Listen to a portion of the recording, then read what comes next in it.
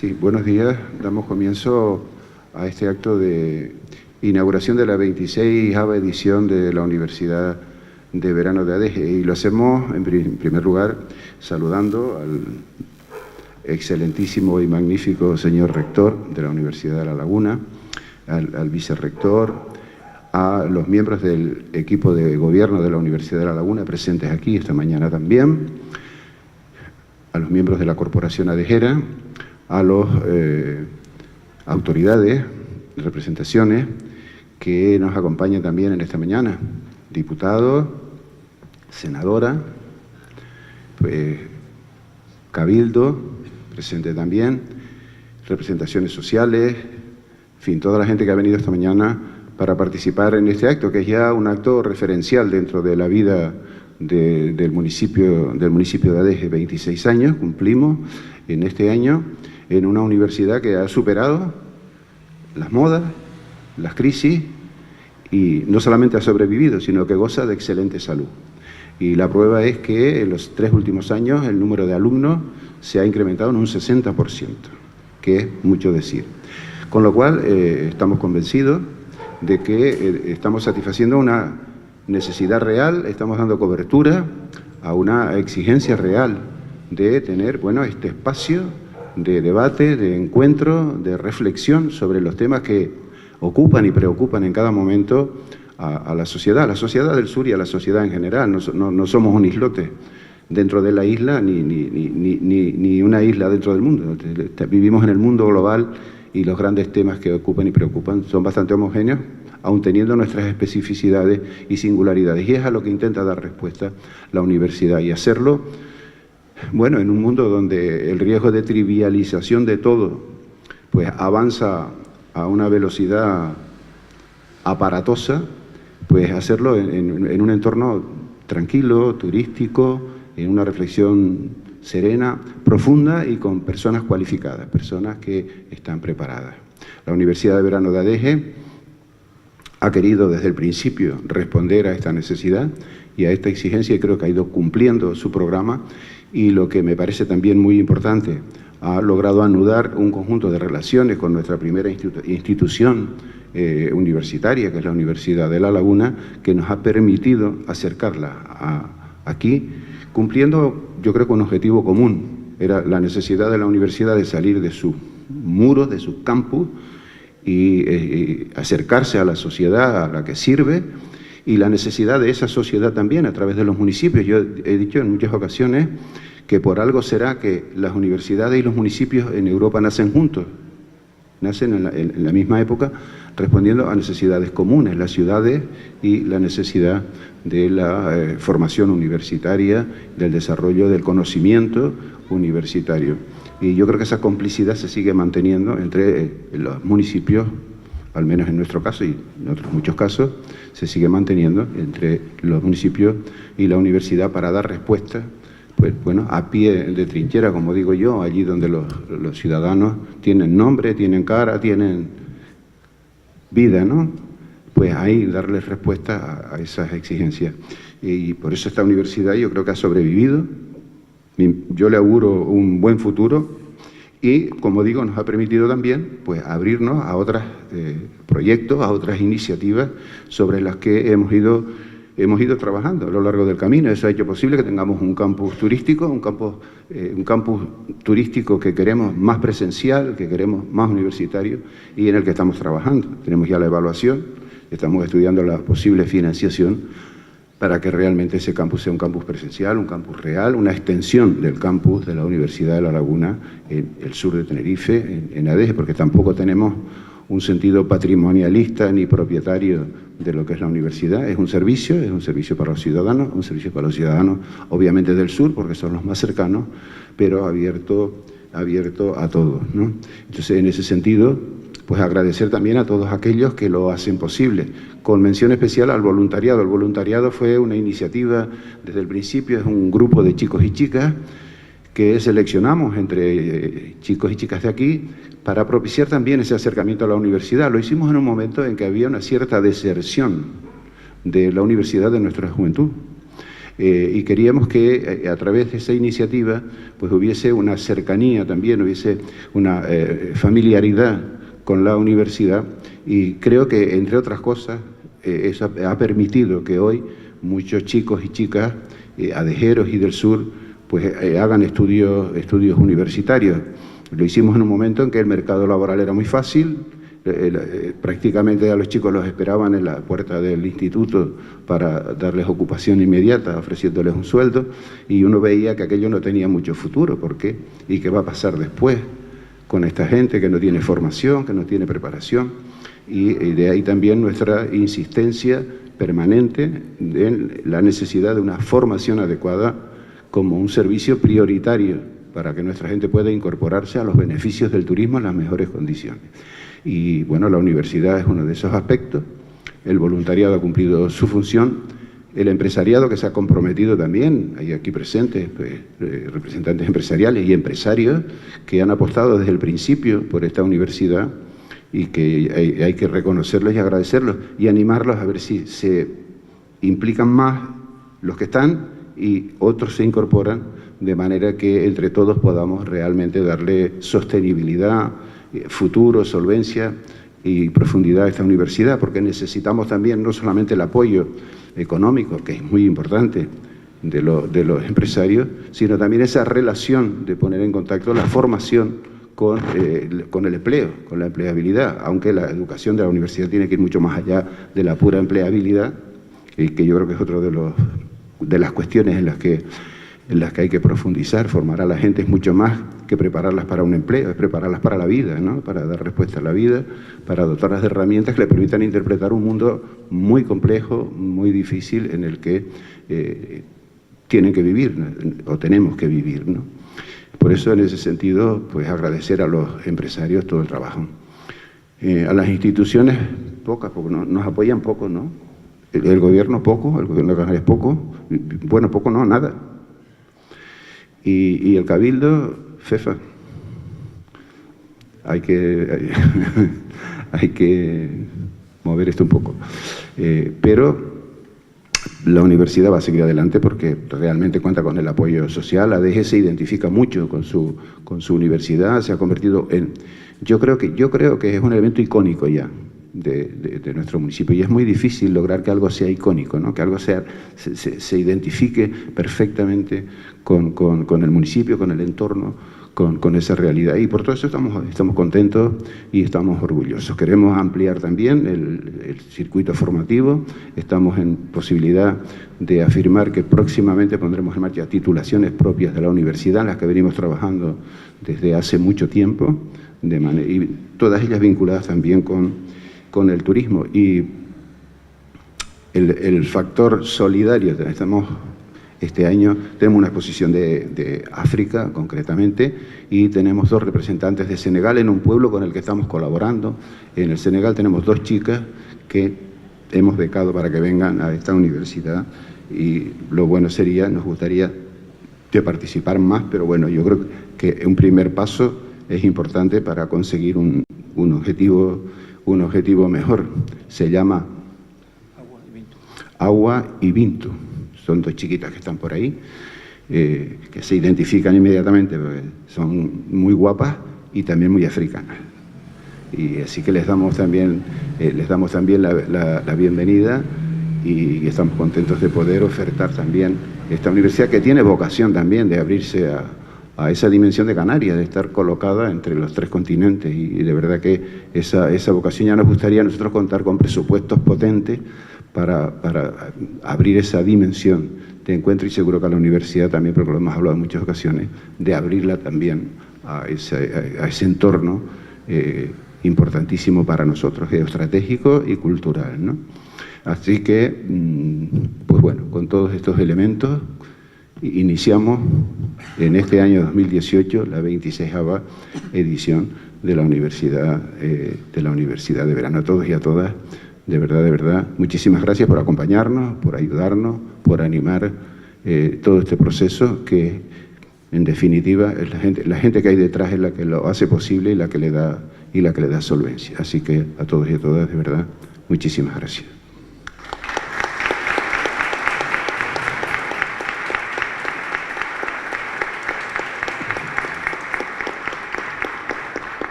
Muchas gracias, señor alcalde de Adeje, señor rector, señor concejal de Educación, resto de miembros de la corporación, compañeros del equipo de gobierno de la universidad, resto de autoridades, Paloma, compañeros, amigos, amigas.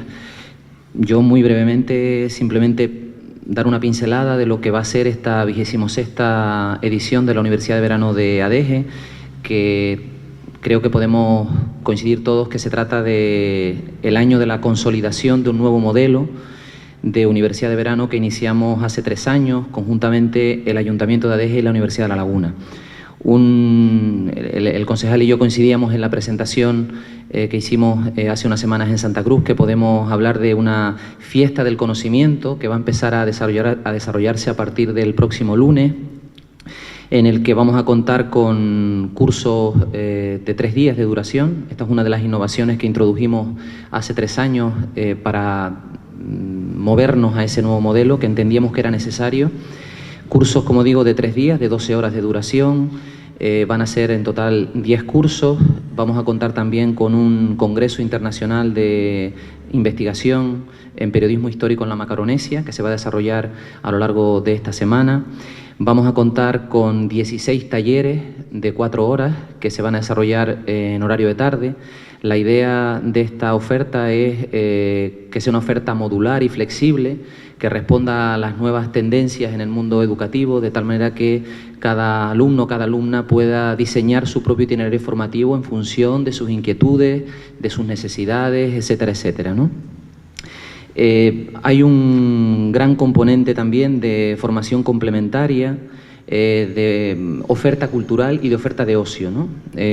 Así vamos a contar con pues talleres de fiscalidad en temas de alquiler vacacional, temas de medicina, etcétera, etcétera. Vamos a contar, ya lo comentaba el alcalde, con una exposición a lo largo de toda la semana. Se van a ofrecer 5 conciertos, vamos a tener 8 presentaciones de libros, prácticamente también durante todos los días van a haber presentaciones de libros. Se va a contar con la presencia de radios también todos los días, radios de alcance regional. Todos los días van a estar un poco contando lo que sucede, tomando el pulso a toda esta actividad formativa de ocio y cultural que se va a desarrollar en la Universidad de Verano de Adeje. Tiene también esta universidad un alto componente internacional, van a venir ponentes de expertos de distintos países europeos.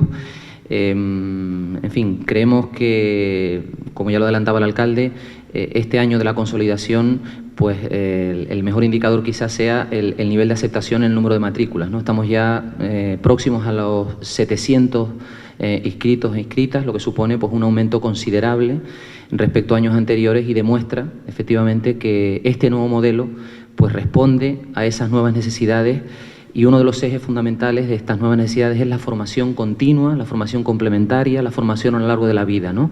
Algo por lo que estamos apostando desde la universidad y que hemos detectado en estos 3 años que es cada vez una mayor demanda de quienes vienen a la Universidad Verano de Adeje, ¿no? Ya no se vienen buscando solo créditos, sino que se vienen buscando formación actual, formación rigurosa, que permita a los profesionales y a las profesionales adaptarse a las nuevas circunstancias del mercado laboral.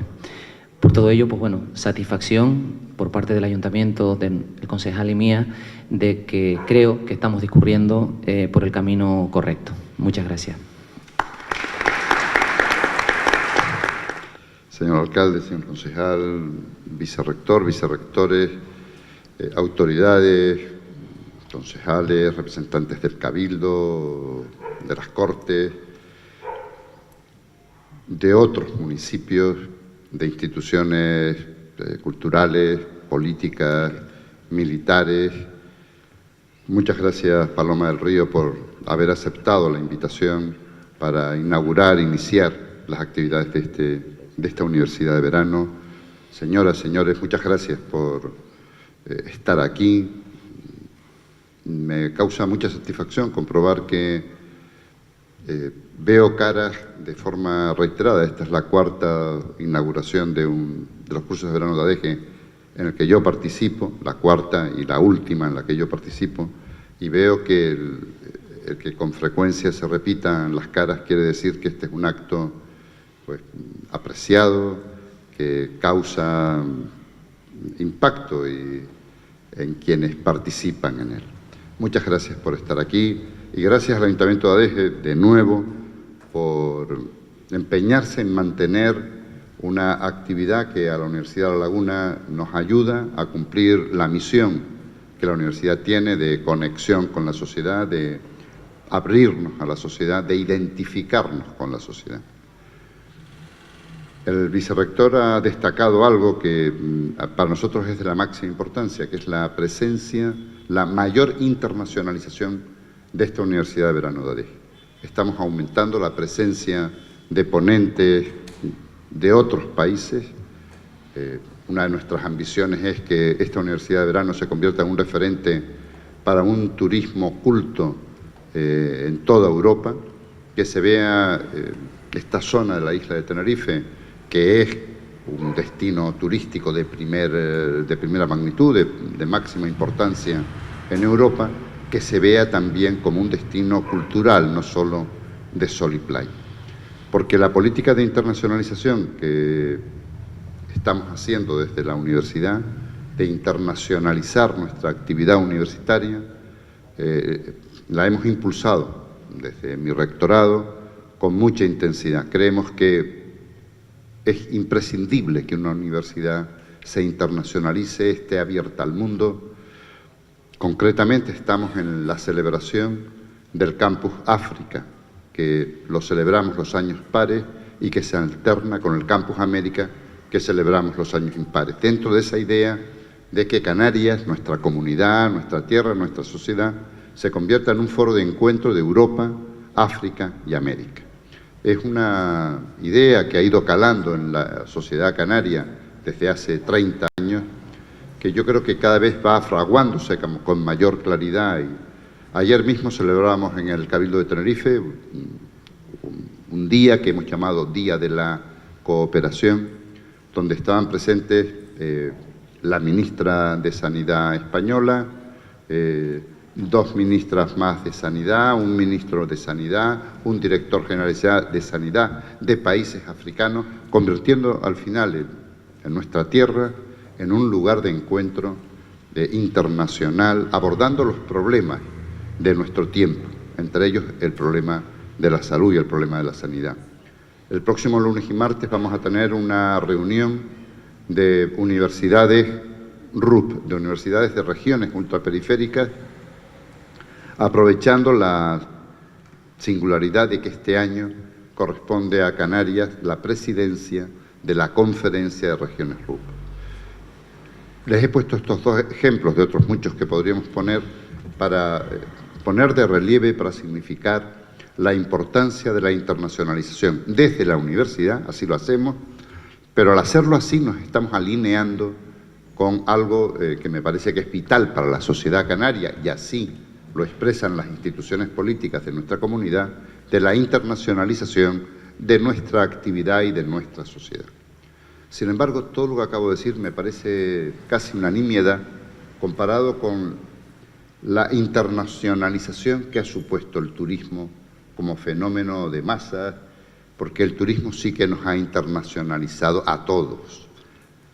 Cuando nos empezamos a descubrir otras sociedades, cuando nosotros hacemos de turistas y también como convivimos, aunque sea parcialmente, con aquellos millones de turistas que nos visitan.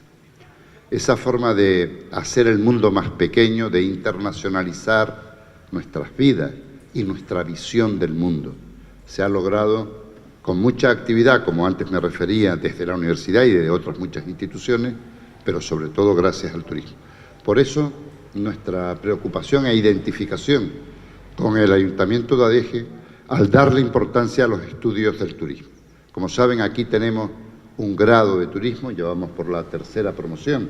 Mañana celebraremos la orla de la tercera promoción y podremos, iba a decir despedir, no exactamente despedir, pero sí decir un adiós hasta luego a los alumnos que finalizan sus estudios del grado.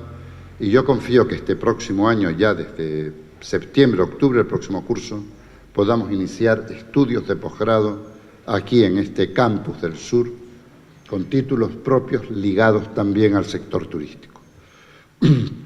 Yo confío, querido alcalde, que a lo largo de este próximo curso podamos avanzar en esos títulos de posgrado y también en una mayor calidad de la docencia en el grado que estamos impartiendo, con una presencialidad mayor de profesores, de modo que la enseñanza sea no solo de mayor calidad en el sentido del nivel científico y académico que se puede impartir por parte de los profesores, sino también algo muy importante en la enseñanza, que es la cercanía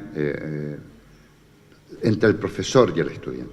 Esa cercanía que hace que el alumno pueda apreciar en su formación la cercanía del profesor, y también, yo no me canso de repetirlo, que el profesor pueda aprender del alumno. Siempre los profesores, cuando estamos dispuestos a aprender, tenemos la oportunidad cotidiana de aprender de nuestros estudiantes. Y quiero concluir agradeciéndole al señor alcalde el trato, como el último acto de apertura de curso de esta universidad, aunque tenemos aún la apertura del curso del curso próximo, del 18-19, que lo celebraremos en septiembre, agradeciéndole el elogio brillantísimo que ha hecho de la educación, de la enseñanza, del aprendizaje, de la cultura. Causa mucha satisfacción ver a un político hacer ese elogio de la enseñanza, de la educación, en una sociedad como la nuestra, que aún sigue hambrienta de conocimiento y de educación. Muchas gracias.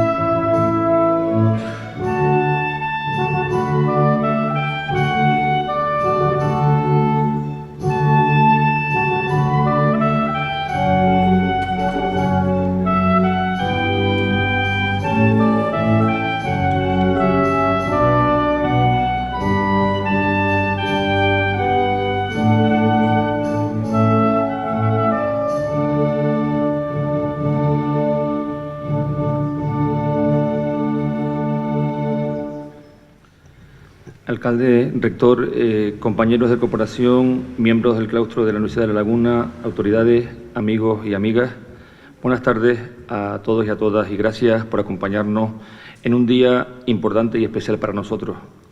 Tengo el honor y a la vez la responsabilidad de dar paso a la que es nuestra ponente inaugural en esta edición de la Universidad de Verano. Precisamente eso, honor y responsabilidad, y también un poco de vértigo. No lo voy a negar, fue lo que sentí cuando el alcalde me encargó esta tarea. Y se produce en mí esta mezcla de sentimientos porque nuestra invitada de hoy, la encargada de dar la primera charla magistral de la UBA 2018, encarna muchos de los valores que personalmente me parecen imprescindibles en el desarrollo de cualquier profesión y que nuestro alcalde se encarga día a día de inculcarnos desde el mismo momento en que nos sumamos a su equipo para trabajar por este municipio. Les hablo de virtudes que tienen que ver con la cultura del esfuerzo, la humildad, la búsqueda constante de la excelencia, la igualdad en todas sus facetas de la vida, el trabajo como vía de dignificación de las personas para hacernos mejores y para ser mejores a los demás. Paloma del Río, nuestra ponente inaugural de hoy, enarbola esas banderas. Las ha hecho suyas desde una perspectiva que NADEGE también cuidamos y mimamos como vehículo indispensable de convivencia y cohesión, el deporte. En una sociedad en la que prima lo superfluo, donde a una foto en cualquier red social se da más valor que a un buen texto o comentario, Paloma del Río es conocida por su voz y por lo que transporta ese sonido tan característico. En un mundo, el de la comunicación, en el que los deportes de equipo como el fútbol arrasan en audiencias y seguidores o acumulan millones y millones de beneficios, esta periodista madrileña ha recorrido medio planeta y recibido todo tipo de honores gracias a su trabajo en disciplinas minoritarias como la gimnasia rítmica, la hípica, el tenis o el voleibol. Hablamos, como ven, de alguien diferente, que desde sus inicios tuvo clara su vocación y la manera en que quería desarrollarla. Tiene el mérito de haber sido una de las primeras mujeres en triunfar en la comunicación deportiva. Ha ocupado diversos puestos de responsabilidad en Televisión Española, cubierto 7 Juegos Olímpicos de verano y 6 de invierno. Comenzó en Seúl y creo que ya está preparando los de Tokio. Ha sido distinguida con las medallas de oro y plata de la Real Orden del Mérito Deportivo, premiada por la Academia de la Televisión y por el Comité Olímpico Internacional, y tiene diversas obras que ahondan en su importante labor profesional. Tenemos hoy ante nosotros a todo un ejemplo de los valores que tratamos de inculcar desde las instituciones y sobre todo desde las organizaciones académicas y docentes, aquellas que tienen como objetivo la formación y la educación de nuestros jóvenes. Paloma del Río ha sido inspiración para cientos y cientos de personas que han decidido dedicarse al periodismo. Su trayectoria le ha permitido además colocarse como un referente en la defensa de la igualdad en su máxima expresión. Les hablo de la igualdad vista desde el prisma deportivo y los llamados deportes minoritarios, la igualdad desde el tratamiento desigual que damos a hombres y mujeres en la práctica deportiva o profesional, y la igualdad mirada a través de un fenómeno, los Juegos Olímpicos, que pensó, entre otras cosas, para hacer que el mundo fuera un poco más equilibrado y equitativo gracias al deporte. Paloma del Río representa todo eso y mucho más. Lo hace desde el rigor y la profesionalidad, y para nosotros es todo un honor tenerla hoy aquí para hablarnos de la invisibilidad de la mujer en algunos aspectos de la vida. Paloma, gracias por haber aceptado nuestra invitación. Bienvenida. Señor alcalde, vicerrector, magnífico rector, mejor, primero, vicerrector, senadora, miembros de la corporación, miembros del claustro, autoridades, amigos de ADEGE, todos los invitados que están aquí. Lo primero que quiero hacer es agradecer la invitación del Ayuntamiento de ADEGE para hacer esta apertura de la 26ª edición de los cursos de verano de la Universidad de La Laguna. Desde hace meses estaba preparando la ponencia para el próximo lunes que voy a impartir en estos cursos de verano, y esta invitación por parte del Ayuntamiento ha sido una sorpresa y un honor que agradezco muchísimo. En mi currículum aparecen muchos Juegos Olímpicos, muchas transmisiones de gimnasia, de patinaje, de esquí, de tenis, de hípica, de voleibol, como bien ha dicho Adolfo. Todos ellos deportes minoritarios. Han sido y son mi pasión.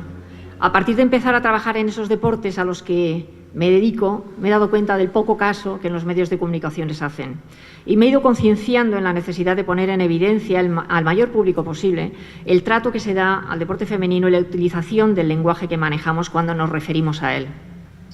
Me parecía profundamente injusto que no se tomara en consideración, en la medida en la que yo creo que tiene que hacerse, que el deporte femenino, y desde entonces allá es donde voy, intento que la gente que me escuche se dé cuenta de cómo y cuándo está plagado el periodismo deportivo de dos aspectos que, desde mi humilde opinión, tendrían que desaparecer: el sexismo y la invisibilidad. A partir de ahí empecé mi particular cruzada, y siempre que puedo, que me llaman de universidades, de charlas, de conferencias, de mesas redondas, jornadas de deporte femenino, si estoy disponible, ahí estaré para poner mi granito de arena en el apoyo al deporte femenino, que tiene una doble discriminación: es minoritaria y es femenino. Incluso el fútbol femenino está discriminado. Y los responsables somos todos: dirigentes deportivos, federaciones, organismos, medios de comunicación. Desde todos los estamentos el deporte femenino se ha considerado de segunda clase. Y me voy a centrar ahora, como periodista, en los medios de comunicación para hacer un poco de autocrítica y para ponerles algunos ejemplos de lo que les estoy exponiendo. Los medios de comunicación entran diariamente en nuestras casas, no solo en forma de prensa escrita, radio o televisión, sino además ahora últimamente con las redes sociales. A través de los medios de comunicación obtenemos la información sobre lo que acontece a nuestro alrededor, y la utilización del lenguaje que utilizan se puede desprender una realidad u otra. Recientemente, en una conferencia en un colegio mayor en Madrid sobre el papel de los medios de comunicación y el deporte femenino, advertí al auditorio que les iba a enseñar una serie de capturas o tweets o titulares de prensa en los que se apreciaba un sesgo sexista y que, si no estaban educados para detectarlo, no lo percibirían. Y así fue. Una vez terminada la charla, muchos de los asistentes me confirmaron que lo que les había anticipado era cierto. si no lo hubiera hecho, para ellos hubiera pasado inadvertido el mensaje subliminal que cada uno de esos tweets o titulares llevaban implícitos.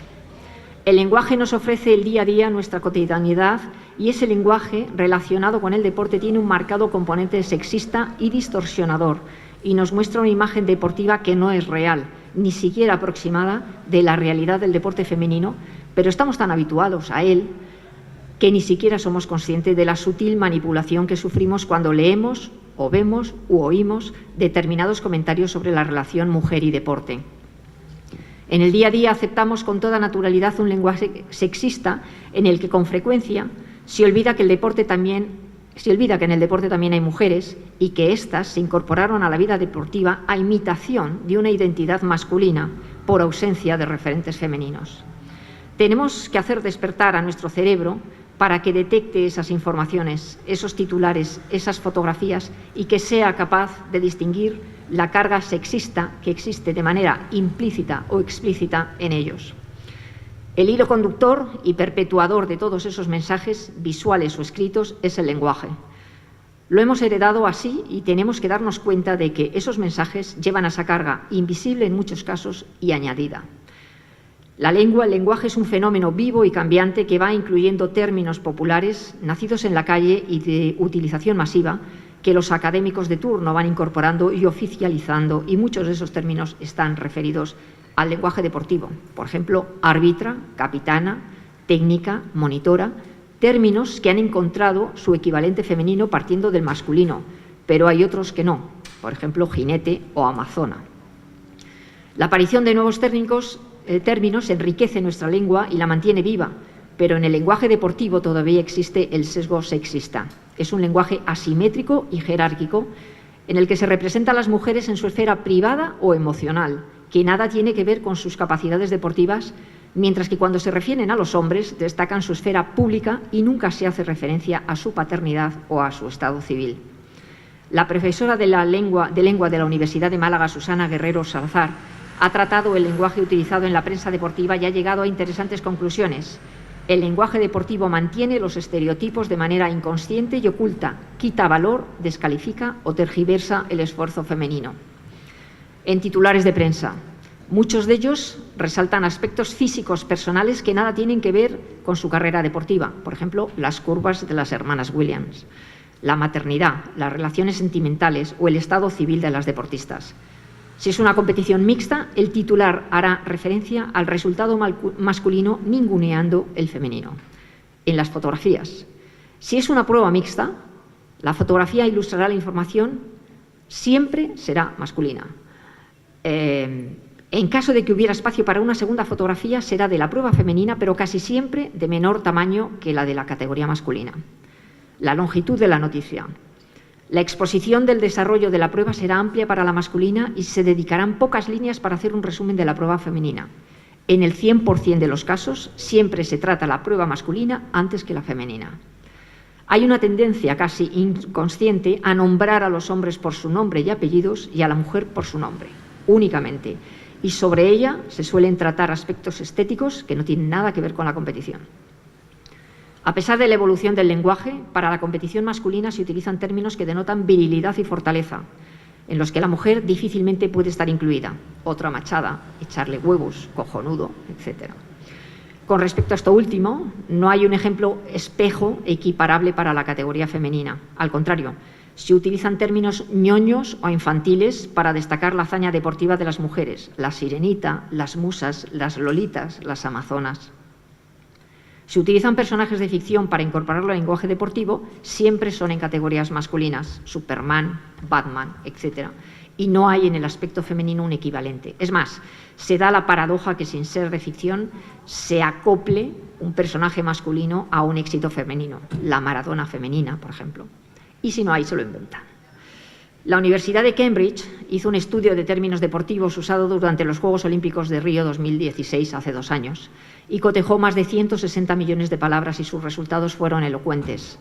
La competición masculina recibió 3 veces más el espacio en prensa y en televisión que la femenina. Cuando se habla de mujeres se comenta su estado civil, edad o su apariencia, que no tienen nada que ver con el deporte que practican. En todas las competiciones se añade el término femenino, lo que ya denota una distinción. Los adjetivos que más se usaron para definir fuera de la competición a los hombres fueron luchador, rápido, fantástico, fuerte. Para las mujeres, embarazo, edad, mayor y estado civil. Y en la competición, para los hombres, genio, dominar, batalla y ganar. Términos de sesgo épico, y para las mujeres se usaron los verbos competir, luchar y participar. Las mujeres, el deporte femenino, deben tener su espacio y su reconocimiento por sí mismas, no por comparación con los hombres o por condescendencia de estos. Y además esa incorporación a los medios de comunicación, ya sean hablados o escritos, tiene que ser tangible y visible. En general hay una tendencia a recomendar igualdad de género entre hombre y mujer, no solo en prensa, sino en todos los terrenos, en la práctica deportiva, en la gestión, en los entrenadores o los directivos. Es un hecho que el número de mujeres que practica deporte ha ido en aumento con los años, pero su representación no se ve reflejada de igual modo en las instituciones locales, nacionales, europeas, internacionales o en la propia prensa. Hay organismos que desde hace años estudian estos temas y sacan interesantes conclusiones. Uno de ellos es el Instituto Europeo de Igualdad de Género, que está situado en Lituania, que aporta datos concluyentes al respecto. La media europea de mujeres en puestos de decisión en organizaciones europeas que gestionan el deporte es del 14%, siendo Polonia la que menos índice tiene, que es un 3%, y Suecia la que más alto lo tiene, que es un 43%. El deporte ha sido terreno masculino. Las interpretaciones sociales respecto a la masculinización o feminización no han favorecido la igualdad real. Imperan los estereotipos y los roles tradicionales. Las mujeres dedican más tiempo al cuidado de la familia, la organización del hogar, la coordinación de sus miembros, y esto le impide realizar otras actividades sociales, culturales o deportivas. Por el contrario, los hombres se encuentran liberados socialmente de esas tareas, y ese tiempo que las mujeres dedican a la familia, los hombres lo emplean en su ocio privado, principalmente el deporte. Los medios de comunicación son los difusores de todos estos mensajes y clichés sexistas y realizan una tarea importantísima reforzando esos estereotipos o tratando de eliminarnos. Solo con el hecho de analizar el tratamiento que hacen del deporte femenino se pueden sacar conclusiones sobre la imagen que se da de la mujer con respecto a los hombres en sus conquistas deportivas. El espacio que en televisión, prensa o radio dedican a la competición femenina es otro indicador del tratamiento sexista del deporte. Podemos decir que en la última década se ha puesto mucho interés en algunas federaciones internacionales en reducir esas diferencias y potenciar la igualdad de género, introduciendo la cuota de mujeres en puestos de responsabilidad. En España, el Consejo Superior de Deportes en 2014, etapa en la que Ana Muñoz fue directora general de Deportes, consiguió una convocatoria del programa Mujer y Deporte, por la que repartía una subvención de 1 millón de euros de ayudas a las deportistas, con la condición de que las federaciones cumplieran determinados requisitos: tener 3 mujeres o un 33% de presencia en sus juntas directivas y crear un protocolo de prevención de abusos sexuales en la actividad deportiva. Todas las federaciones, excepto la de fútbol, contestaron afirmativamente a esta llamada y recibieron esa subvención con el fin de promover el deporte femenino, pero es difícil encontrar reglamentos federativos, anuarios, leyes, documentos oficiales, trabajos, convocatorias, actas, etcétera, en donde se utilice el lenguaje inclusivo. Casi en el 100% de los casos se utiliza el masculino para desarrollar un texto referido o dirigido a ambos sexos. Se puede apreciar que cuanto más reciente es la legislación, más sensibilización hay, afortunadamente, al respecto. El periodismo sigue tratando el deporte femenino como secundario y esclavo del masculino.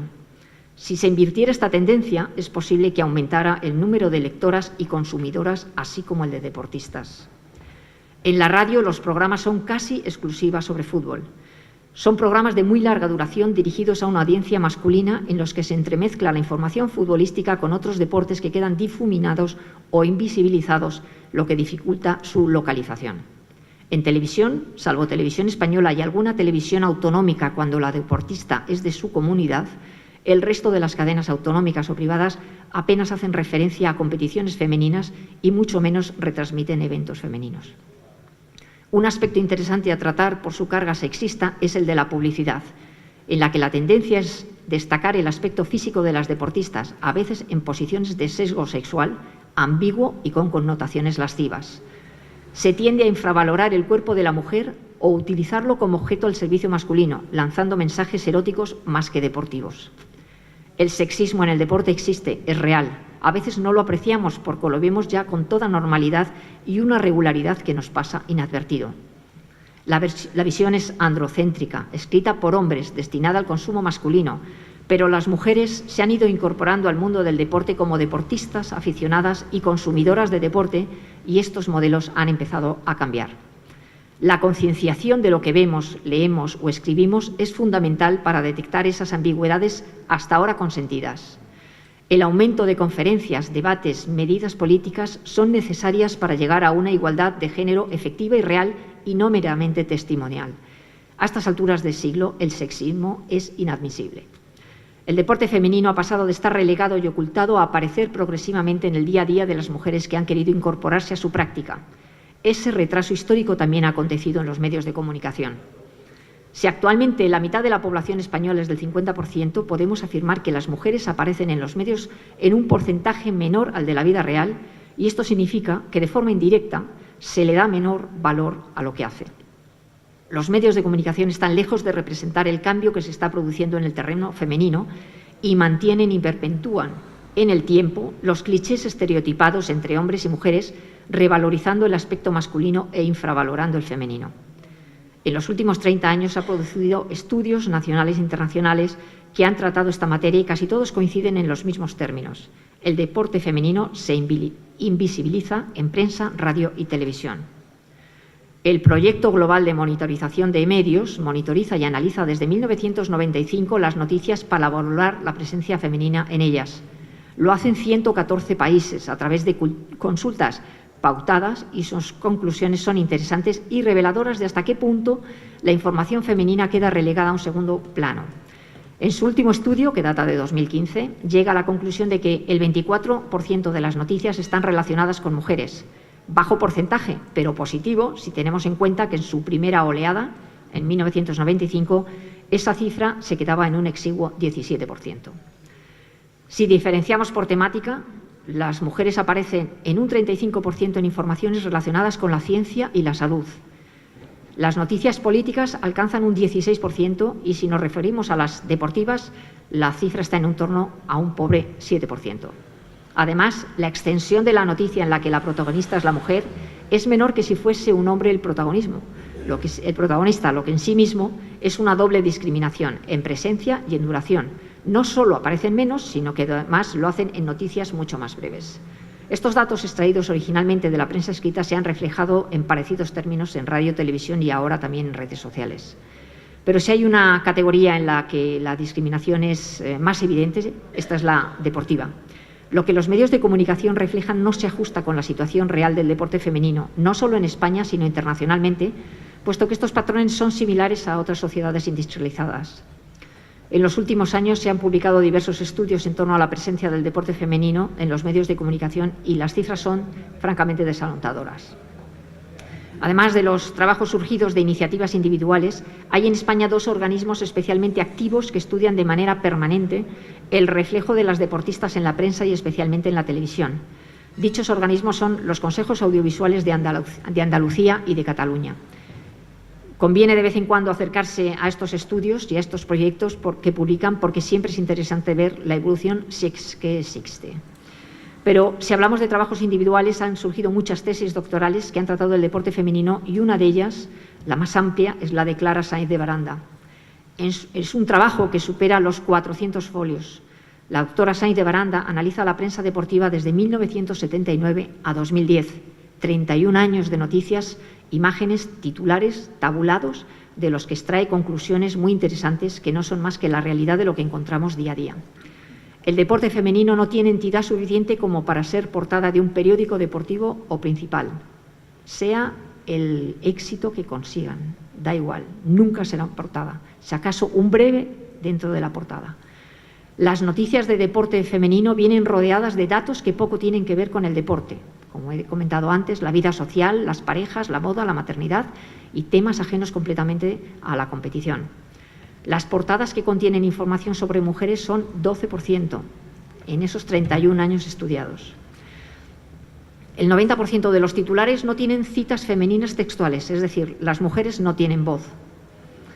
En líneas generales, las mujeres están relegadas a un segundo plano, no son titular principal, no son imagen principal y no tienen voz propia. La mujer compite, pero es invisible a los ojos de la mayoría, lo que significa que el deporte masculino es predominante. El fútbol es el deporte estrella. El 61% de las noticias hablan de fútbol masculino y además tienen un seguimiento constante. El segundo deporte es el baloncesto. El resto de las especialidades deportivas, en el mejor de los casos, no llega al 4%. El deporte femenino más seguido es el tenis, con un 29,35%, y el atletismo después con un 18%. El 1% de los titulares de las noticias analizadas en 31 años son de deporte femenino. Los breves es el espacio natural para informar de las competiciones femeninas. En los últimos años han aparecido informaciones alrededor del deporte femenino que nada tienen que ver con la competición, pero están produciendo que se aumente la presencia de la deportista, de la vida de la deportista, en la prensa, pero por motivos ajenos a la competición. Como antes he comentado, la vida familiar, el entorno, las iniciativas laborales, los estudios académicos, etc. Es lo que Clara Sainz de Baranda denomina las invitadas, y su porcentaje llega al 46% frente a la información puramente deportiva, que es curioso que lo que es ajeno al deporte tenga más presencia que la noticia en sí. Esta tesis doctoral refleja los datos de la sociedad española, pero si nos adentramos en estudios internacionales nos damos cuenta de que el panorama es similar. En 2013 se publicó una investigación publicada por Leisure Studies, dirigida por la doctora inglesa Amy Gordon-Presland, y se repiten los datos similares. Hizo el seguimiento de 5 periódicos dominicales: Sunday Express, Sun Times, Telegraph, The Observer y Mail on Sunday. Y el tratamiento que hacían del deporte femenino era similar. Los comentaristas hacen comentarios despectivos sobre el deporte femenino. Sus reflexiones sobre el racismo, por ejemplo, son más respetuosas que las que hacen sobre el deporte practicado por mujeres. Presuponen que el deporte femenino no es tan interesante como el masculino, puesto que los hombres tienen una actividad dominante y superior. La información sobre el deporte femenino está subrepresentada en cantidad y calidad. Solo 35 de 897 noticias tabuladas trataron el tema femenino. La sexualización de las fotografías, el apoyo gráfico utilizado para la competición femenina tiene un trazo sexista y en ellas la deportista sale con el mínimo de ropa posible y en posturas en las que se puede ver gran parte de su cuerpo. En la información deportiva se promueve la idea de la estética por encima de los resultados y esto rebaja de forma inconsciente los logros deportivos. En cuanto a la llegada de las mujeres a los órganos de gestión y dirección, se aprecia una situación similar a la española. Pocas llegan y quedan en puestos secundarios, no en la cúspide de la pirámide. El difícil acceso a puestos de dirección o de alto rango hace que las mujeres no se conviertan en referentes y en objetivo para ser susceptibles de ser imitadas. Solo con iniciativas particulares se han conseguido aumentar el número de mujeres interesadas por el deporte o por formar parte de la cúpula directiva de un medio de comunicación. Ejemplo de ello es la BBC, la televisión pública británica, que ha contratado a una mujer dedicada a transmitir noticias del deporte femenino en todas sus plataformas, radio, televisión y redes sociales, y están incorporando a más mujeres a puestos de dirección. Institucionalmente se tiende a apoyar el deporte femenino, la incorporación de la mujer a la gestión, y tiene que notarse por resultados objetivos y por una concienciación de injusticia social histórica, pero el proceso, francamente, es muy lento. Solo hay una excepción, que son los Juegos Olímpicos. Es en el periodo en el que, previo a su celebración y durante la competición, cuando se produce un equilibrio evidente y contable en la información deportiva femenina en todo el mundo. Esto es una constante mundial. Pero una vez acabados los Juegos, se vuelve a la rutina de siempre en todos los medios y al seguimiento previo antes de la cita olímpica. Afortunadamente, las redes sociales están actuando como revulsivos y su rapidez y el acceso que proporcionan a cualquier aficionado y a las propias deportistas hacen que ellas mismas publiquen sus propios resultados e informaciones.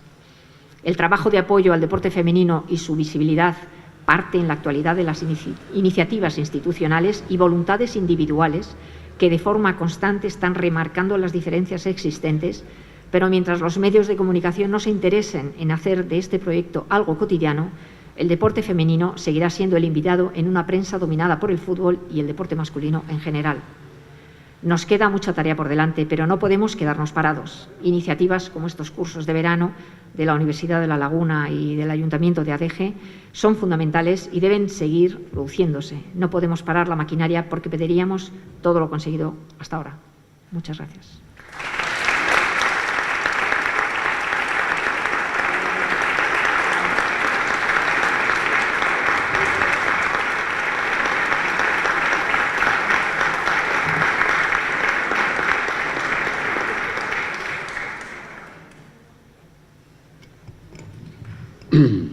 Muchas gracias, Paloma del Río, por esta brillante y contundente denuncia.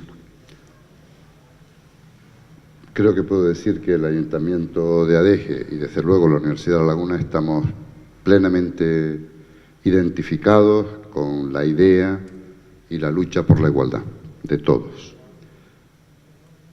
Y queda inaugurada la 26ª edición de la Universidad de Verano de Adeje.